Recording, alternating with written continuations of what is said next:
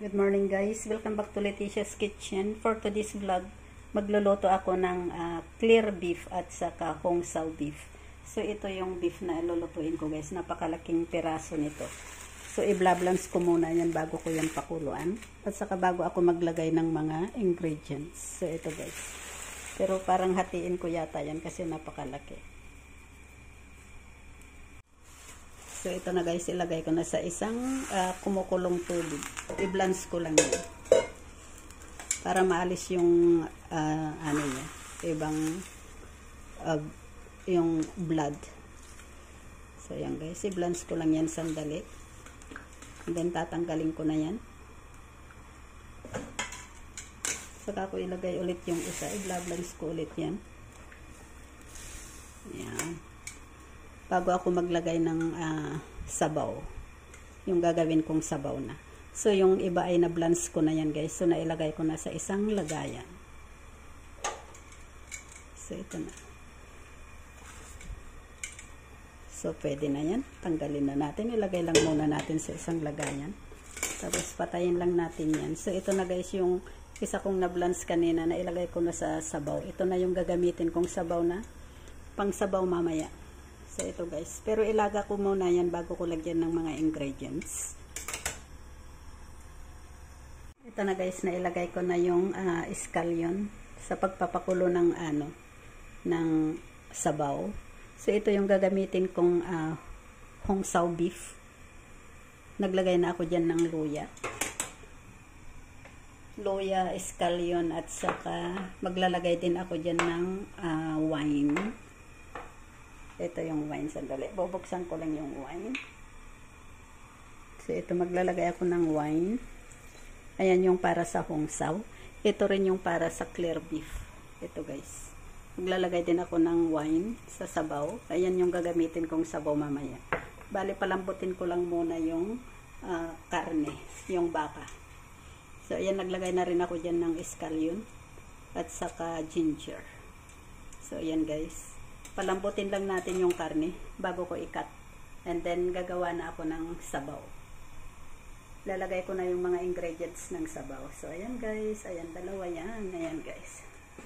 Dalawang putahe yan. Hong Sao clear. Ayan. So, ito na guys. Luto na yung beef. So, tatanggalin ko na yan sa sabaw. Tapos, ikakat ko yan. So, ayan na guys. Ayan na guys, ayan. Ito na yung una kong tinanggal kanina.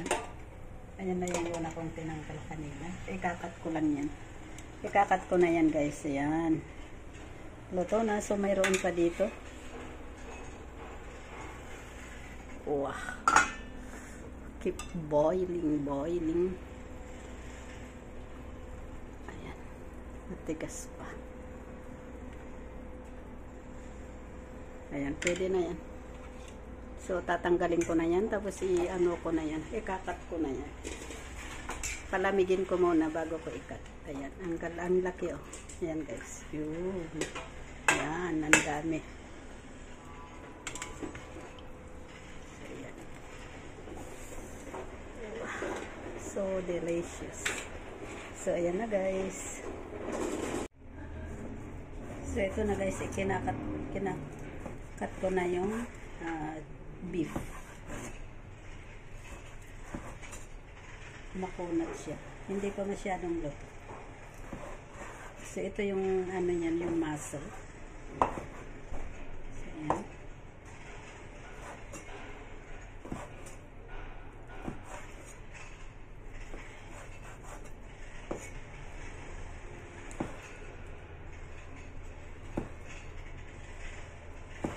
So, ito yung muscle guys. Ayan o, hanggang guys.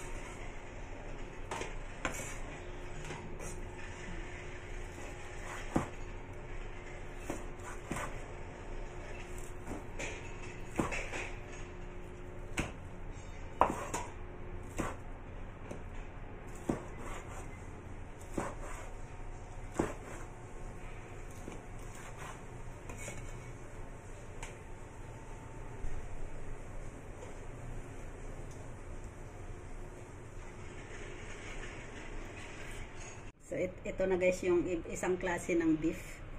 Ito na ngayon yung ikakat ko. Bali, ikat ko lang yan ng ganyan kalalaki. Tapos mamaya gagawan ko yan ng sabaw.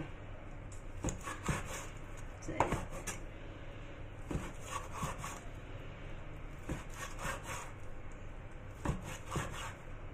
So, lagay lang natin sa isang lagayan. Medyo mapurol yung yung kutsilyo na gamit.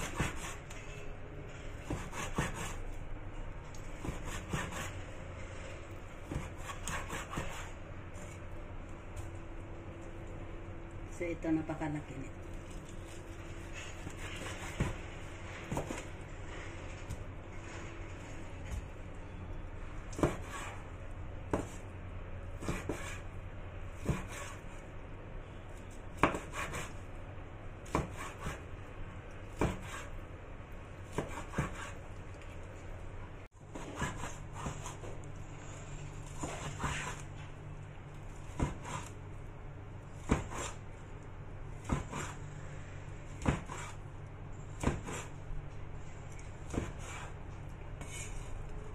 So, ito na guys, nakat na lahat. Ayan, nandyan na lahat. Ayan na guys. Ayan. So, ito yung isang klase ng yung may tendon. Ayan, ito yung meat lang.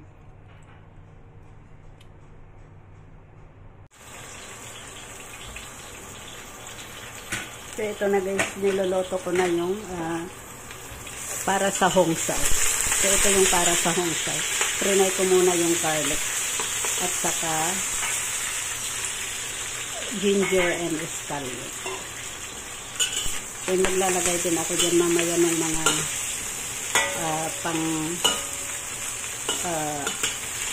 yung herbs tulad ng star anise, 5 spice, mountain pepper, and black pepper.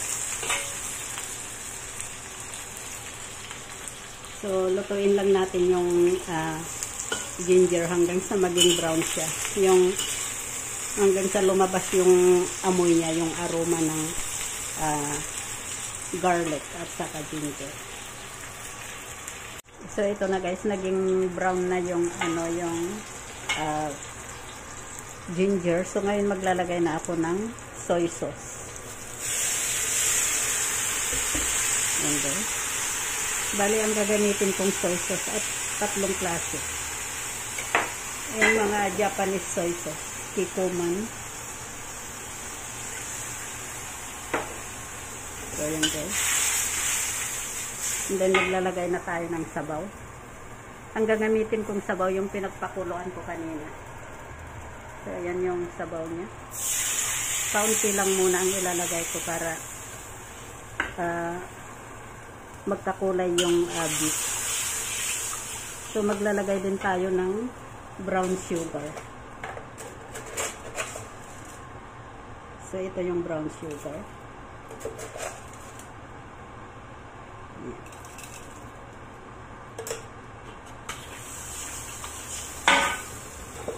So, ngayon ilalagay na natin yung beef.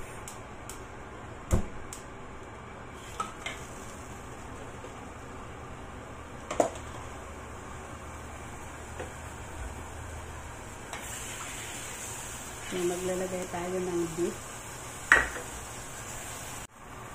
So, ito na yung beef.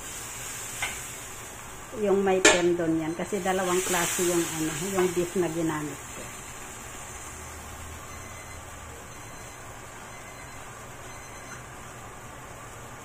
So, ngayon maglalagay na rin tayo ng isang klase.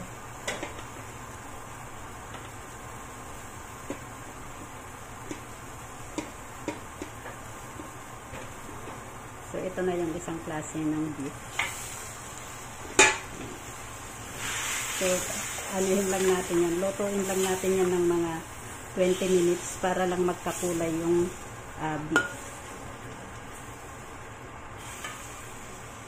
So, ngayon maglalagay na rin ako ng herbs. Ito yung ayan, yung mountain pepper, star anise. So, ayan guys.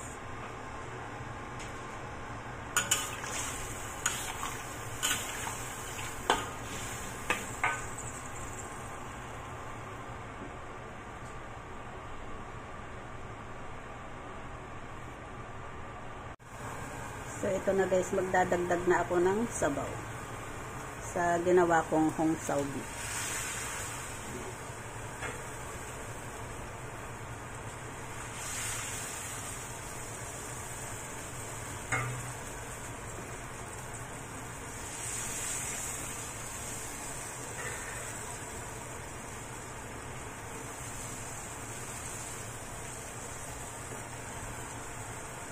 So, pakuluan lang natin yan guys. Ito ang hong sao beef.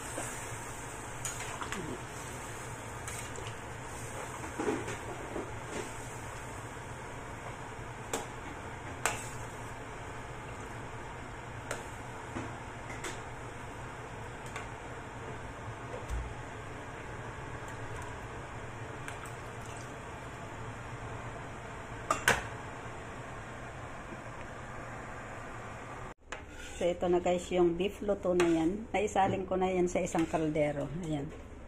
So, ito maglalagay na ako sa isang... Ah! What's that? What's that, Jay?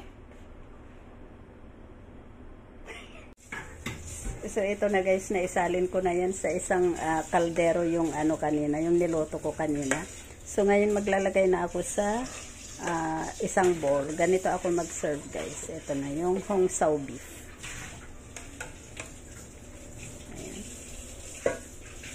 So, maglalagay na tayo sa isang bowl. Hindi ko pa natanggal kasi yung mga tsanga. Yung scallion. So, nandiyan pa. So, ito na guys. So, ito yung tendon. And, so, ito na guys. Masarap ito sa noodles. Pero hindi pa ako nakapagpakulo ng noodles. So, ganito lang muna. Pwede rin ito sa kanin. Masarap yan sa kanin. So, yan na guys. Ganyan yung isang serve ng hong sao beef. Ayan. So, thank you guys for watching. Bye-bye. God bless. Please don't forget to click like and share. And sa ngayon guys, maglalagay ako ng kaunting scallion. Masarap yan sa scallion. So, ayan guys. Ayan na guys ang sabaw. Thank you so much for watching. Please don't forget to click like and share. Thank you. Bye-bye. God bless.